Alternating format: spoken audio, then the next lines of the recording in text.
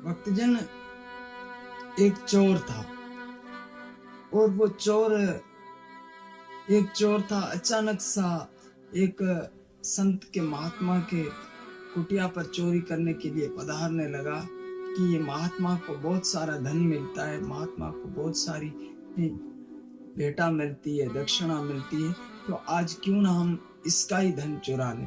पर जैसे ही वो धन चुराने के लिए उस महात्मा की कुटिया पर जाता है और पहुंचता है, उसी वक्त भक्तजन वो महात्मा भक्तों को उपदेश कर रहे होते और इसको उपदेश बहुत प्यारा लगता है, बहुत सुंदर लगता है और ये सत्संग में उस प्रवचन में बैठ जाता है। जो फिर महात्मा को कहने लगता है, इसका हृदय भगवान की कथा में सत्संग में थोड़ा बदलने लगा। पूर्ण तो नहीं बदला था परंतु थोड़ा ही बदला। जैसे ही महात्मा के आगे जाकर इसने प्रणाम किया और कहने लगा कि महात्मा जी, आपकी वाणी सुनकर, आपके भाव सुनकर मेरा हृदय थोड़ा बहुत आपसे जुड़ने का साहस कर रहा है, परंतु मैं आपको अपने कपट की बात एक बताता हूँ, अपने दुराचार की एक बात बताता हूँ कि मैं आपके यहाँ पर आपकी जो ये धन संपत्ति थोड़ी बहुत पड़ी है, इसको चुराने के लिए आया था। उसी वक्त भक्तजन महात्मा ने कहा कि आप यहाँ पर चोरी करने के लिए आए थे, मैं आपको चोरी करने की मना तो नहीं कर सकता हूँ, परंतु आप ऐसा कार्य करते, आपकी आदत ऐसी है, तो आप मेरी ये 4 बातें मानेंगे। चोर ने कहा, महाराज जी, अगर आप हमें चोरी करने की मना नहीं करते हो तो हम जरूर आपकी ये 4 बातें मानेंगे, अवश्य मानेंगे। उस वक्त महात्मा ने कहा कि सबसे पहले ये कि तुम्हें गरीब लोगों की चोरी नहीं करनी। तो उस वक्त चोर ने कहा ठीक है। फिर दूसरी बार कहा कि तुम्हें झूठ नहीं बोलना है, कभी भी झूठ नहीं बोलना है अपने जीवन में। कहा कि हाँ ठीक है, मैं झूठ नहीं बोलूंगा।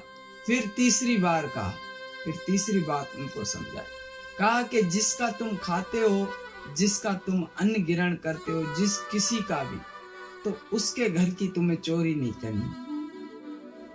और चौथी बात जो अंतिम कही महाराज ने, वो बहुत बहुत प्रेरणादायक थी। वो थी कि भाई, तुम्हारे पाप के भार की जो यातना है, जो पिटाई है, जो कष्ट है, वो तुम्हें ही लेने। ऐसा ना हो कि तुम्हारे कारण कोई और सजा भुगतने लगे। ये 4 बातें सुनकर वो चोर वहीं से चला गया और विचार करने लगा कि महाराज ने कहा था कि गरीब के घर पे चोरी नहीं करनी है। तो कहता है कि अब मैं राजाओं के घरों पर चोरी करूंगा, जो राजा महाराजा है उनके घर पर चोरी करता हूं। जैसे ही राजा के महल पर चोरी करने के लिए पहुंचा तो द्वार पर द्वारपाल ने कहा कि कहां जा रहे हो? कहा कि चोरी करने आए। ऐसी बात सुनकर कहा कि जो चोरी करता है तो वो कहता नहीं है कि मैं चोरी करने आया हूं, परंतु आप चोरी करने नहीं आए हो तो आप जा सकते हो। जैसे ही ये भीतर गया, इसने चोरी का सामान राजा के महल में से एकत्रित किया, एक गठड़ी में बांधा, एक पोटली में बांधा, और जब सारा सामान एक पोटली में, गठड़ी में बंध गया, तो उस वक्त भी रात में, आपको पता है, आधी रात में जब आंख खुलती है ना हम सब की, ये मैं अनुभव की बात बताऊं कि हमें थोड़ी बहुत तो भूख लगी जाती, थोड़ी भूख तो रही जाती। तो उसको थोड़ी सी भूख लगी थी, उसने कहा कि मैं थोड़ा बहुत कुछ ग्रहण कर लूं, यहाँ पर तो इतने बड़े व्यंजन पड़े, इतने बड़े पदार्थ पड़े। उसी वक्त उस चोर ने भक्तजन वहीं से कुछ लेकर खाने लगा, कुछ वो अपने उदर में धारण करने लगा। जैसे उसके पेट में उस घर का अन्न गया, उसी वक्त उस कहने लगा कि महाराज ने कहा था कि जिसका तुम्हें खाना है उसका तुम्हें चोरी नहीं करनी है। भक्तजन, इतनी बात कहने पर वो चोर वहीं पर ही सारा सामान चुराने वाला छोड़कर वापसी महल के बाहर चला जाता है और अपने वहां पर दूसरा कोई ठिकाना ढूंढता है कि मैं दूसरी जगह पर जाकर कोई चोरी करूंगा। उसी वक्त भक्तजन राजा ने कहा कि इस काल में, इस स्थिति में, ऐसी अवस्था में कोई ना कोई तो हमारे यहाँ पर चोरी करने आया है, कोई ना कोई तो हमें विचलित करने आया ही है, कोई ना कोई हमारे यहाँ पर इतनी दुर्घटना घटाने आया है। उसी वक्त राजा ने कहा कि जितने भी जो फारिक लोग हैं, जो काम काज नहीं करते, उनको बुलाया जाए और उनको पीटा जाए, और पीटने के बाद हमें पता लगेगा कि किसने हमारे महल में पग धरकर ये चोरी का सामान उठाने के लिए तैयार हुआ।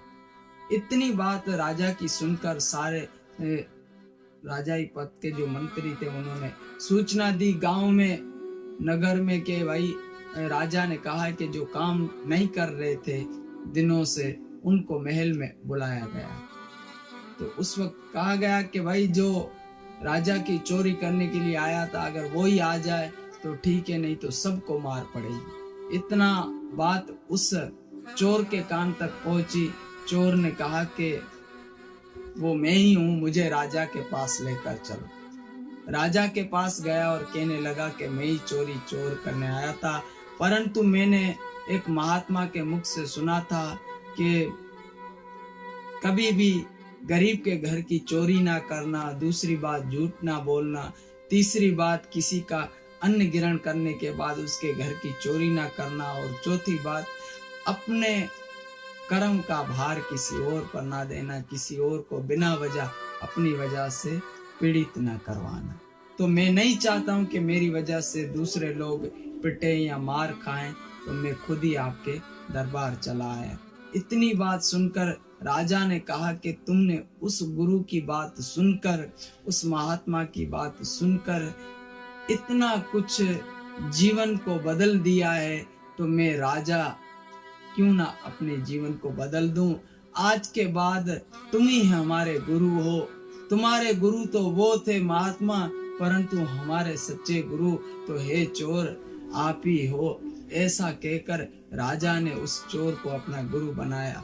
भक्तजन, इस कहानी के पीछे एक छोटी सी बात थी कि भाई जो गुरु के वचनों पर चलता है, उसी के वचनों के आधार पर जीव दूसरे बदलते। जिसने गुरु के वचनों का पालन नहीं किया है, जिसने गुरु की आज्ञाओं का पालन नहीं किया है, वो कितना भी वाणी से सद्विचार कहता रहे, परंतु वो केवल वाणी की एक महानता रहेगी, परंतु भीतर से किसी का भी परिवर्तन नहीं होगा। कोई भी भगवत भजन से नहीं जुड़ सकता है जब तक एक दास, एक शिष्य, एक भगवान का प्रेमी अगर गुरु की पूर्ण आज्ञाओं का पालन नहीं करता है। तो कृपा करके जो भक्तविंद अपने गुरुदेव की जुड़े हुए हैं, वो उनकी आज्ञाओं का पालन करें, और जो भी वो कहते हैं उसी रूप से अपने जीवन को व्यतीत करें। उसके द्वारा ही परम शुद्धि और परम सिद्धि प्राप्त होगी और भजन का रस